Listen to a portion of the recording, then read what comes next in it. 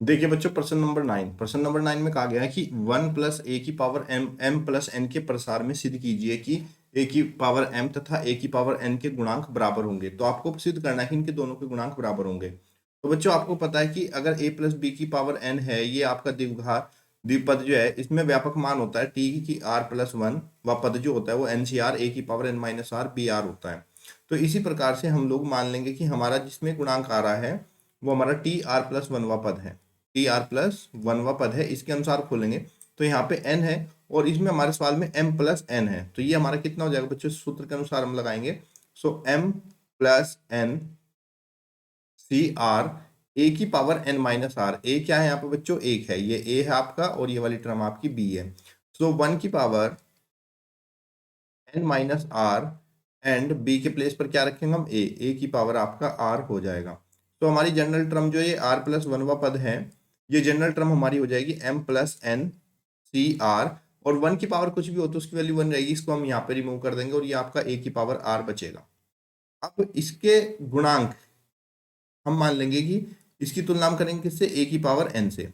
अब इसकी तुलना, ये समीकरण नंबर 1 है, इसकी तुलना a⁴n से करेंगे। तो जब a⁴n से करेंगे, ये हमारा a⁴r है, इसकी तुलना करेंगे हम a⁴n से क्योंकि ये इसका गुणांक है इक्वल। तो a⁴r बराबर अगर a⁴m है, तो आपको पता है बच्चों कि अगर आपका आधार समान होता है तब उसकी घातें भी समान होंगी। तो इसी के अनुसार हम कहेंगे कि m बराबर क्या है, हमारा r है। m बराबर क्या, r। तो समीकरण 1 में हम m के प्लेस पर r रखेंगे। अब समीकरण 1 में m के प्लेस पर जैसे ही हम r रखेंगे तब हमें क्या मिलने वाला है, देखिए ध्यान से यहाँ पे, TR+1 बराबर m+n एंड CM। यहाँ पे क्या रखेंगे बच्चों, CM। ये वैल्यू यहाँ रख देंगे हम m एंड a⁴m। ओके, तो यहाँ पे हमारा a⁴m का गुणांक हो गया m+n CM। अब इसको देखिए, मैंने आपको बच्चों फॉर्मूला बताया था कि अगर ये NCR है तो आप इसको ये भी लिख सकते हो NCn-r, ये दोनों आपके इक्वल ही होते हैं। तो इसी के अकॉर्डिंग हम इसमें यहाँ पे थोड़ा सा चेंज करेंगे। ये हमारा T+r+1 पद जो है, इसको मैं लिखूंगा, ये फॉर्मूला यहाँ पे अप्लाई करूंगा। तो ये m+n C⁴m+n, और ये जो r है, r के प्लेस पर यहाँ पे m है तो -m कर दूंगा इसको, और ये हमारा a⁴m रहेगा। तो TR+1 is equal to m+n, और c में m से m कैंसिल हो जाएगा, CN, और ये a⁴m हो जाएगा। तो यहाँ से हमारा a⁴m का गुणांक कितना हो जाएगा, a⁴m का गुणांक, a⁴m का गुणांक कितना हो जाएगा बच्चों हमारा। गुणांक के लिए क्या करते हैं, अगर मुझे इसका गुणांक लिखना है तो इसके साथ जो गुणा में होता है इसी को इसका गुणांक कहते हैं। तो इसका गुणांक हमारा आ जाएगा m+n और CN, ये इसका गुणांक हो गया a⁴m का। अब बच्चों हम यहाँ से क्या करेंगे, a⁴n का गुणांक निकालेंगे। अब हम इसको मान लेंगे कि भाई हमारा जो r+1 पद था, ये हमारा, अभी हमने क्या माना था, इसको a⁴m के साथ तुलना करी थी। अब इसी समीकरण 1 की, ये जो a⁴r है, इसकी तुलना हम a⁴n से करेंगे। तो लिखेंगे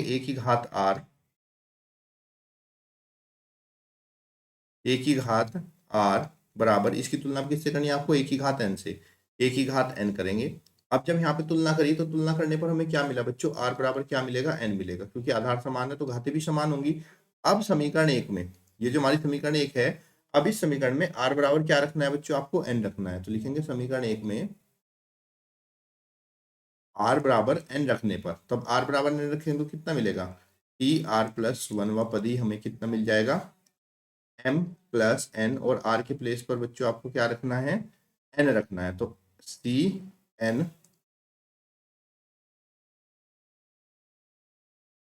और इनटू में a⁴r है, सो ये a⁴ क्या होगा बच्चों, आपका n हो जाएगा।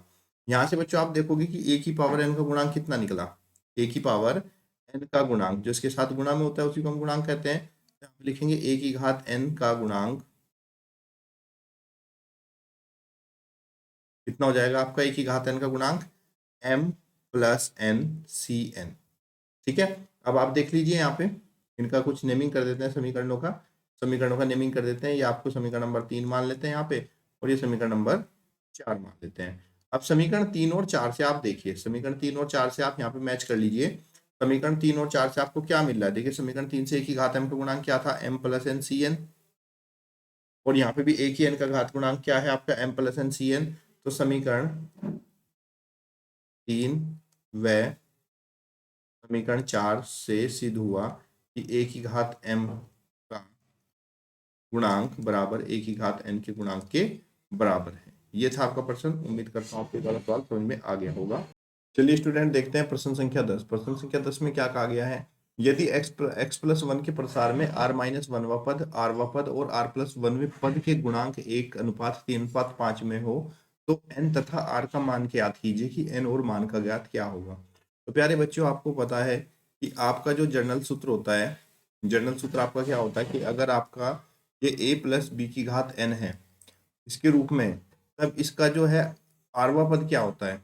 इसका r प्लस 1वां पद हम क्या लिखते हैं? इसका जो व्यापक पद होता है वो होता है फॉर्मूला एन सी आर और a की power n minus r and b की पावर r। ये हमारा सूत्र होता है इसका व्यापक पद का, अब जब ये a प्लस बी की घात में होता है। अब यहाँ पे हमारा सूत्र है x प्लस एन। तो a के प्लेस पर बच्चों आपका x आएगा और b के प्लेस पर यहाँ पे 1 आएगा। तो इसके अनुसार अगर हम यहाँ पे जनरल टर्म देखते हैं तो जनरल टर्म हमारा क्या है? यहाँ से ध्यान से देखिए, आपको यहाँ से एक पैटर्न मिलेगा। इसमें पैटर्न क्या है कि अगर यहाँ पे r प्लस 1 है तो इससे एक कम यहाँ पे रहेगा, है ना। तो अब हम इसका, अगर हमें इसका गुणांक निकालना है तो गुणांक निकालने के लिए क्या करूंगा बच्चों? में गुणांक निकालने के लिए देखो, गुणांक में क्या करते हैं हम बच्चों? इन टर्म को नहीं लेते।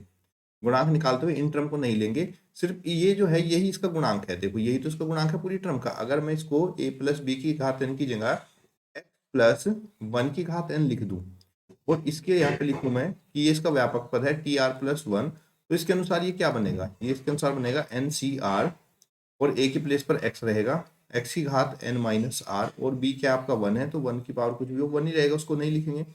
अब हमें बात करनी है सिर्फ गुणांक की। तो गुणांक में हम इस वाली टर्म को नहीं लेंगे क्योंकि इससे r प्लस 1वें पद के गुणांक की बात हो रही है, तो इसका गुणांक ये हो जाएगा। अब यहाँ से आपको पैटर्न मिला, आप ध्यान से देखो बच्चों, तो आपको यहाँ पे पैटर्न मिल रहा है कि अगर यहाँ पे r प्लस 1 है तो ये जो c है, c में इससे एक लेस रहेगा। तो इसी के अनुसार मैं कह सकता हूँ कि टी r माइनस 1वे पद का गुणांक, इसका गुणांक कितना होगा मेरा? इसी के अनुसार अगर मैं इसका गुणांक लिखूंगा तो क्या मिलेगा मुझे गुणांक बच्चों? देखो r माइनस 1 है तो इससे और एक ज्यादा कम हो जाएगा, तो एन सी आर माइनस 2 हो जाएगा। इसका गुणांक हमारा ये हो गया। तो इसी प्रकार से आरवें पद का गुणांक, तो r कितना है हमारा? ये आरवा पद है, तो टी आरवें पद का गुणांक कितना हो जाएगा बच्चों? टी आरवें पद का गुणांक हो जाएगा एन सी आर माइनस 1, क्योंकि यहाँ पे क्या होगा हमारा? एक लेस होगा। अगर यहाँ पे r प्लस 1 है तो आपको यहाँ पे r दिखाई दे रहा होगा। तो इसी प्रकार से अगर r माइनस 1 है तो r माइनस 1 में एक कम और करेंगे तो r माइनस 2 हो जाएगा। ये आरवा पद है तो ये भी एन सी आर माइनस 1 हो जाएगा। इसी तरीके से बच्चों आपका r प्लस 1वां पद है तो आपको ये r प्लस 1 है तो इससे कम होगा एन सी आर। ये इसके तीनों गुणांक आ जाएंगे।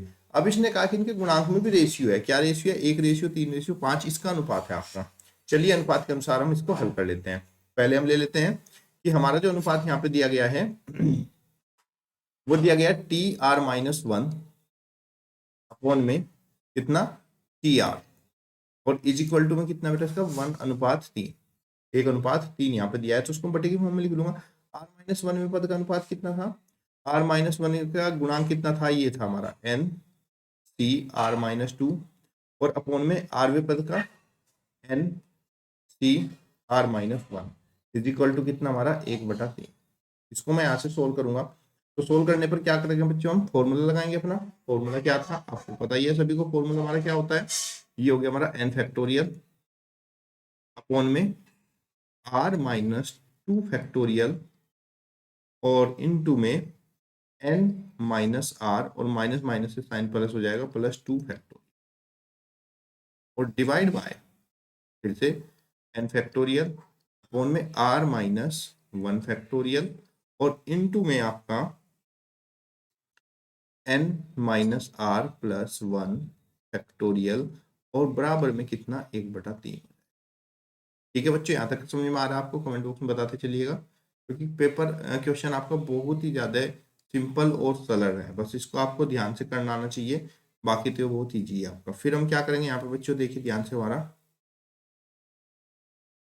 सबसे नीचे वाली टर्म देखो, ये तो आपस में कैंसिल हो जाएंगे आपकी, सबसे नीचे वाली टर्म ऊपर चली जाएगी तो कितना हो जाएगा बच्चों, आर माइनस वन का फैक्टोरियल और n minus are plus one factorial divide by r minus two factorial n minus are plus two factorial is equal to बच्चों 1/3। ठीक है, अब हम इसको सोल्व करेंगे। इसको सोल्व करने पर कितना मिलेगा देखो ध्यान से। फैक्टोरियल कैसे सोल्व करते हैं बच्चों, फैक्टोरियल को जब हम सोल्व करते हैं तो हमें ध्यान देना होता है, देखो यहाँ आर माइनस वन है, फैक्टोरियल का मतलब होता है उसकी घटती हुई टर्म में इसको लिखना। तो ये जो आर माइनस वन है इसको क्या लिख सकता हूँ मैं, आर माइनस वन रहेगा और फिर इसको एक कम और करूंगा तो ये आर माइनस टू फैक्टोरियल हो जाएगा। सिमिलरली यहाँ पे वन है, यहाँ पे टू है, तो उसमें कम वाले को मैं चेंज नहीं करना है, n minus are plus one को ऐसे ही रहने दूंगा फैक्टोरियल में। और डिवाइड बाय यहाँ पे जो मेरा आर माइनस टू है इसको भी ऐसे ही रखूंगा, आर माइनस टू का फैक्टोरियल क्योंकि कैंसिल करना है अपने को।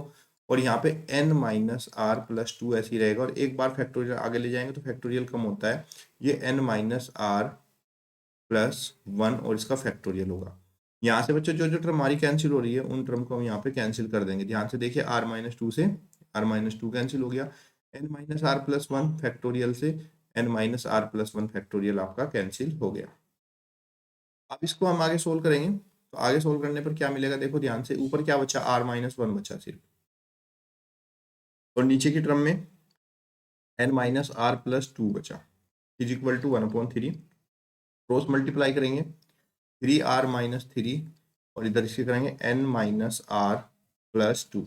इसको सिंप्लीफाई कर लेंगे, ये जो हमारा एन है इधर आकर माइनस का एन और ये थ्री आर और ये प्लस के फोर आर और माइनस थ्री इधर आके फाइव हो जाएगा।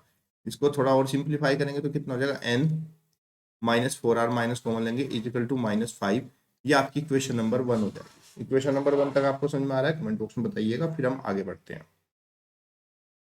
तो ये तो हमारा इन दोनों के रेशियो से, ये जो हमारा दोनों का रेशियो था 1:3, इससे हमारी पहली समीकरण बन गई। अब हम दूसरी समीकरण बनाएंगे टी आर आरवे पद के गुणांक से और आर प्लस वनवे गुणांक के रेशियो से हम जो अपनी दूसरी समीकरण बनाएंगे। चलिए देखते हैं कैसे बनेगी हमारी दूसरी समीकरण, ध्यान से देखिएगा।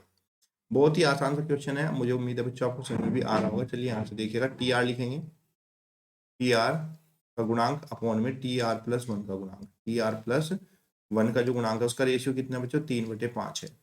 टी आर का गुणांक हमारा कितना था, चलिए देख लीजिए ध्यान से, टी आर का गुणांक कितना था, ये रहा आपका टी आर का गुणांक। ठीक है, टी आर का गुणांक आपको कितना दिया गया था, यहाँ पे टी आर का गुणांक है आपका n C r minus one divide by इसका गुणांक T r minus are plus one का गुणांक क्या हो गया, एनसीआर, एनसीआर बराबर में कितना, 3/5, ये हमारा गुणांक आ गया। चलिए अब इसको हम सोल्व करते हैं और अपने अगली इक्वेशन को रेडी करते हैं यहाँ पे।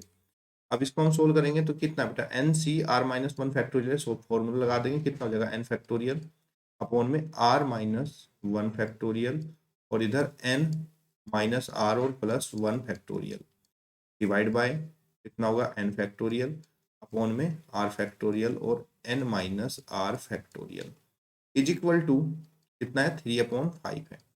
इसको हम यहाँ से सोल्व करेंगे बच्चों, एन फैक्टोरियल से एन फैक्टोरियल हमारा कैंसिल हो जाएगा, सबसे नीचे वाली टर्म हमारी ऊपर चली जाएगी, सबसे नीचे वाली टर्म हमारी ऊपर चली जाएगी। तो कितना बचेगा हमारा, ये आर फैक्टोरियल और ये भी n minus r factorial divide by r minus one factorial और अपॉन में N minus are plus one factorial is equal to 3/5। यहाँ से इसको सोल्व करेंगे, आर फैक्टोरियल है, देखो ये कम है ये ज़्यादा, तो ज़्यादा वाले को हमेशा हम कम करते हुए जाते हैं, तो आर फैक्टोरियल ऐसे ही रहेगा और फिर आपका आर माइनस वन फैक्टोरियल हो जाएगा। इधर से एन माइनस आर, देखो ये कम है इसको ऐसे ही रखेंगे, नीचे की तरफ से आर माइनस वन फैक्टोरियल यहीं पे रहेगा, और ये जो n minus are plus one है इसको हम ओपन करेंगे तो ये n minus are plus one और फिर इनटू में एन माइनस आर, क्योंकि एक तो कम हो जाएगा, फैक्टोरियल इज इक्वल टू 3/5। यहाँ से बच्चों हम लोग क्या करेंगे, कैंसिल आउट कर देंगे, क्या हो रहा है, आर माइनस वन फैक्टोरियल से are minus one factorial cancel हो गया, एन माइनस आर फैक्टोरियल से एन माइनस आर फैक्टोरियल आपका कैंसिल हो गया। टर्म आपकी बची आर अपॉन में N minus are plus one is equal to 3/5। Cross multiply कर देंगे तो 5 r is equal to 3n minus 3r plus 3 cross multiply करेंगे इधर 3 की इधर 5 से। इसको भी हम सोल्व कर लेंगे बच्चों। ये सोल्व करने पर कितना मिलेगा हमारे, देखिए कितना मिलेगा सोल्व करने पर, ध्यान से देखिएगा। माइनस के 3n, ये 3n प्लस है माइनस होगा, और ये 5r है और इधर 3r, तो प्लस में 8r हो जाएगा is equal two plus 3। Okay बच्चों, इतना समझ में आ रहा है? यहाँ तक किसी को कोई डाउट है तो पूछ सकता है। हम लोग क्या करेंगे, यहाँ पे माइनस कॉमन ले लेंगे बाहर, तो 3n माइनस 8r, और ये माइनस इधर चल जाएगा तो -3 आपकी इक्वेशन नंबर 2 हो जाएगी। अब हमारे पास इक्वेशन नंबर 1 और इक्वेशन नंबर 2 आ गई। दोनों इक्वेशन को हम लोग सोल्व कर लेंगे। सोल्व कैसे करते हैं, आप कोई सा भी मेथड लगा सकते हो सोल्व करने के लिए। देखिए यहाँ पे r आपका 8 है और यहाँ पे 4 है, तो मैं लिखूंगा समीकरण 2 में से माइनस कर देते हैं 2 गुना समीकरण 1। समीकरण 2 हमारी कितनी है, 3n माइनस के 8r बराबर में -3, और इसमें समीकरण में 2 से गुणा करेंगे तो 2n, 2 चौक माइनस के 8r और 2 पंजे -10। इसको हल करेंगे तो ये माइनस, ये प्लस और ये आपका प्लस हो जाएगा। यहाँ से इससे ये कैंसिल हो जाएगा, 2 3 में से 2 गया, कितना बचा बच्चों आपका n बचा, और इधर कितना हो जाएगा, 10 में से 3 गया 7, तो n की वैल्यू आपकी कितनी आ गई बच्चों, 7 आ गई। अब ये जो n की वैल्यू है आपकी,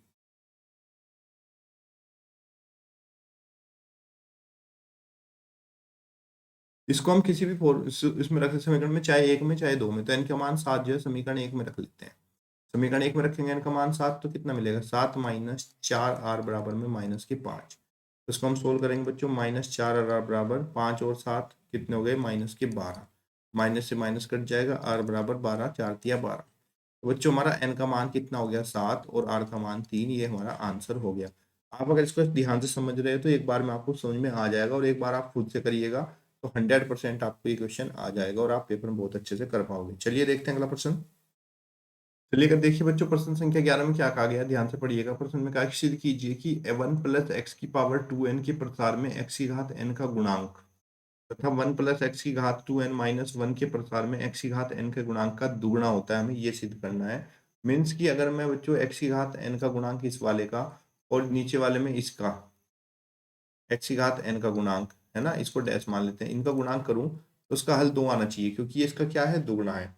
ओके, तो बच्चों आपको पता है कि आपका जो है r प्लस 1वां पद क्या होता है, व्यापक पद होता है आपका NCR, a की पावर n माइनस आर और b की पावर r। तो यहाँ पे a तो आपका 1 है, तो ये वाली टर्म का कोई मतलब ही नहीं है, क्योंकि 1 की पावर कुछ भी, और b आपका क्या है बच्चों, यहाँ पे r है। तो हम मान लेंगे कि मान लो x की घात गुणांक का जो पद है, x की घात n जो है वो इस पद में आती है, r प्लस 1 में पद में आती है। तो मैं यहाँ पे इसमें रखूंगा बच्चों n की जगह क्या रखूंगा, इसमें r प्लस 1 में पद में n क्या है बच्चों, मेरा यहाँ 2n है, तो ये मेरा 2n c r, और a क्या है 1, 1 को लिखो ना लिखो कोई फर्क नहीं पड़ने वाला, 1 को हटाई देते हैं और x की घात क्या लिख लेते हैं, r लिख लेते हैं। और ये किसका गुणांक है, x की घात n से, x की घात n का गुणांक जो है इसमें आता है, तो हम लोग इसमें तुलना करेंगे। तुलना करने पर क्या मिलेगा मुझे, x की घात r बराबर x की घात n की तुलना करूंगा तो बच्चों r बराबर मुझे क्या मिल जाएगा, n मिल जाएगा।